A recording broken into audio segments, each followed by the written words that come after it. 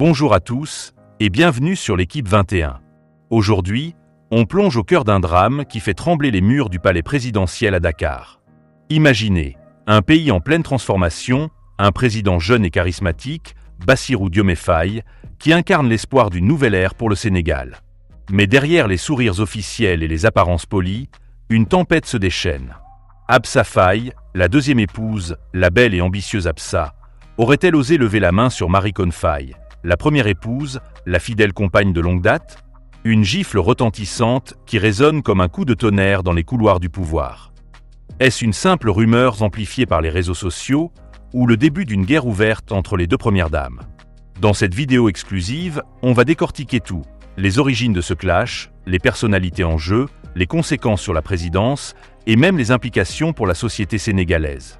Accrochez-vous, car cette vidéo va vous emmener dans un voyage de révélations, d'analyse et de spéculation. Retrouve-moi tout juste après le générique, allons-y.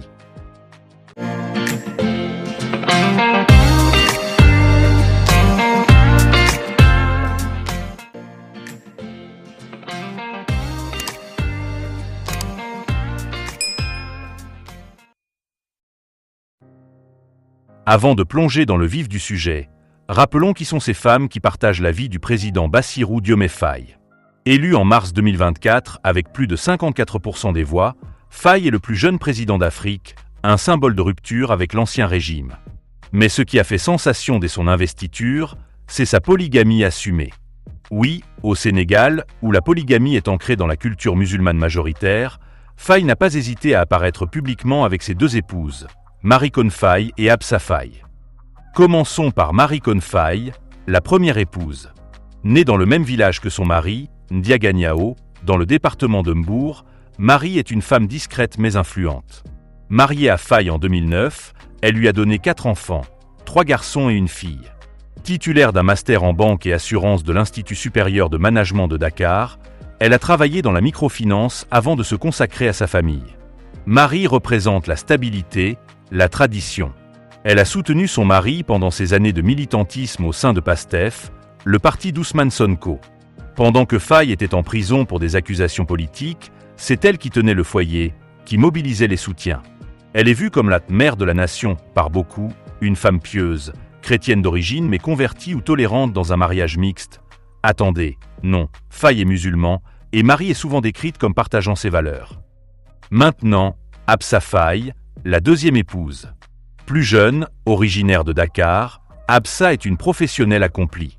Elle a étudié la gestion à l'École supérieure polytechnique de Dakar, où elle a rencontré Faye, qui était son professeur. Leur histoire d'amour a commencé là, aboutissant à un mariage en février 2023. Absa a travaillé au Fonds des Nations Unies pour la population, UNFPA, comme spécialiste en genre et coordonnatrice de projet. Elle a donné naissance à une fille en janvier 2025. Absa incarne la modernité, l'ambition. Elle est musulmane, dynamique, et lors des Jeux Olympiques de Paris en 2024, elle a accompagné le président, montrant son rôle international. Ces deux femmes, co-premières dames, opèrent sans fondation officielle, contrairement aux précédentes comme Viviane Wade. Elles agissent dans le social, dont aide aux vulnérables. Mais derrière cette harmonie apparente, des tensions bouillonnent.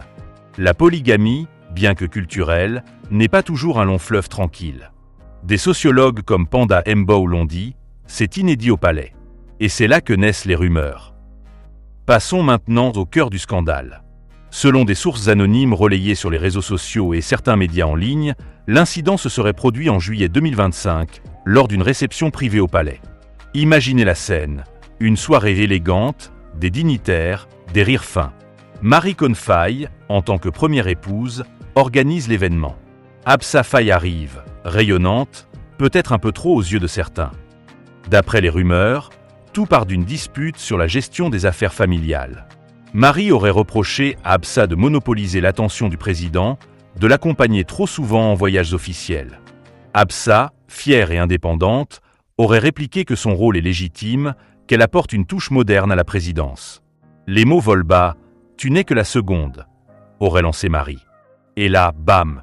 Absa, emportée par la colère, aurait giflé Maricon Faye en pleine face. Est-ce vrai? Aucune vidéo n'a fuité, aucun communiqué officiel. Mais sur X, anciennement Twitter, des posts viraux parlent de « larmes au palais ». Un youtubeur sénégalais a même titré « Bassirou Diomaye Faye abandonne Marie pour Absa », avec des images de Marie en pleurs, bien que ces images soient probablement montées ou sorties de contexte. Des analystes politiques spéculent. Est-ce une lutte pour le pouvoir? Marie, avec ses enfants plus âgés, craint-elle d'être éclipsée? Absa, avec son background ONU, vise-t-elle un rôle plus politique? Analysons les preuves indirectes. En août 2025, un article de CNews parle d'une intrigue au sommet de l'État entre Absa et Marie sur leurs actions sociales sans fondation. Pas de gifle mentionné, mais une tension palpable. Et rappelez-vous, la polygamie peut générer des jalousies. Dans les séries TV sénégalaises comme Maîtresse d'un homme marié, on voit ces drames familiaux. Est-ce que la réalité imite la fiction?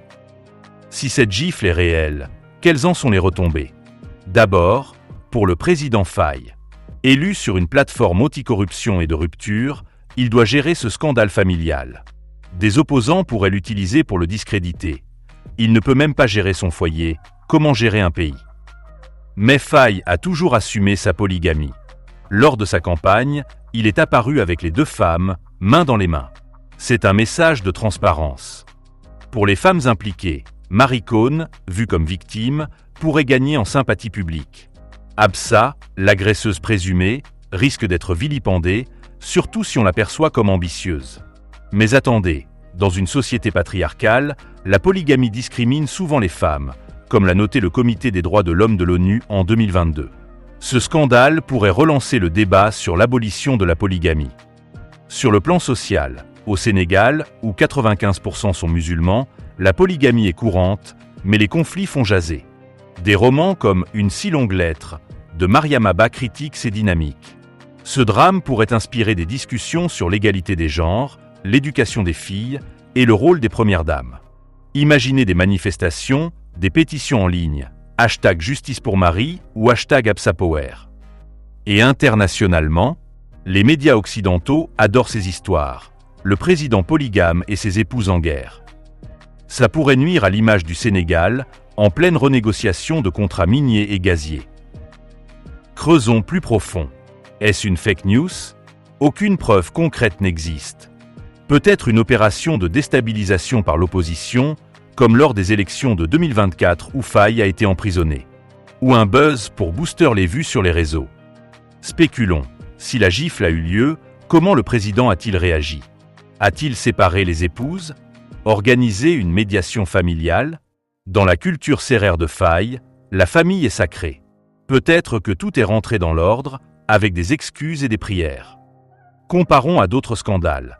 Rappelez-vous les drames chez les Wade ou les Sall. Au Sénégal, le privé et le public se mélangent. Ce pourrait être un tournant pour Faye, renforcer son image de leader fort ou le fragiliser.